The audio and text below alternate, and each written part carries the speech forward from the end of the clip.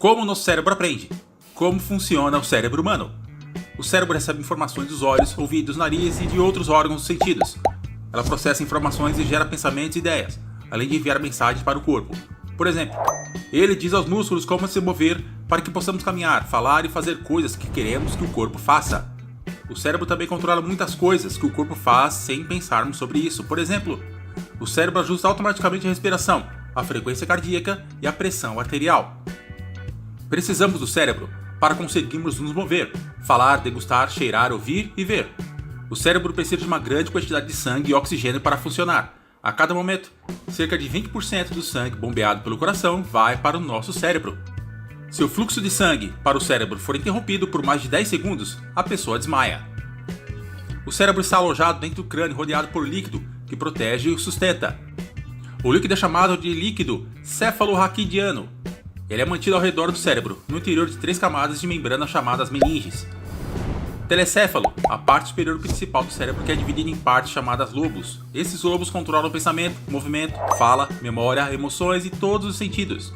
Tronco cerebral, a parte inferior do cérebro que se conecta com a medula espinhal. O tronco cerebral controla funções corporais críticas, tais como a consciência, respiração, pressão arterial e batimento cardíaco. Cerebelo, uma parte separada do cérebro logo acima do tronco cerebral, que controla o equilíbrio e a coordenação. O telecéfalo tem 2 metades, uma esquerda e uma direita. A metade esquerda controla o lado direito do corpo e vice-versa. É por isso que quando uma pessoa tem um acidente vascular cerebral, do lado esquerdo do cérebro, ela não consegue mover o lado direito do corpo. Há bilhões e bilhões de células nervosas em nosso cérebro. Cada célula nervosa tem um corpo celular microscópico. O corpo da célula nervosa é responsável pelo processamento de nutrientes e pela manutenção da célula viva. Cada corpo celular tem um nervo, tem fibras que entram e saem dele. As fibras que entram recebem sinais de outras células nervosas ou de receptores nos órgãos dos sentidos. As fibras que saem enviam sinais a outros nervos no cérebro ou na medula espinhal. Os sinais se deslocam apenas em um sentido na célula nervosa. Embora as fibras nervosas e seus sinais atuem de forma muito parecida com um fio que transporta sinais elétricos, não é exatamente isso que acontece. As células nervosas, na verdade, enviam seus sinais usando substâncias químicas. As alterações químicas ocorrem progressivamente ao longo de uma fibra nervosa.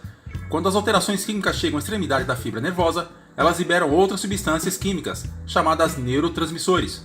Os neurotransmissores se movem através de uma lacuna microscópica, onde atingem receptores químicos de outra célula.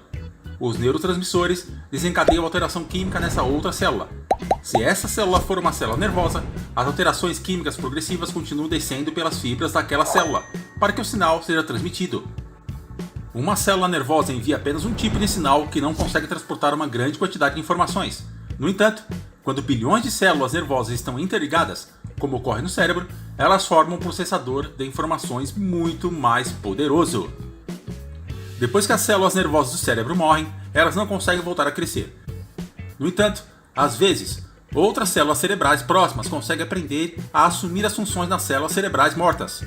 É por isso que as pessoas que tiveram um acidente vascular cerebral às vezes recuperam sua capacidade de se mover ou falar. A recuperação pode levar meses.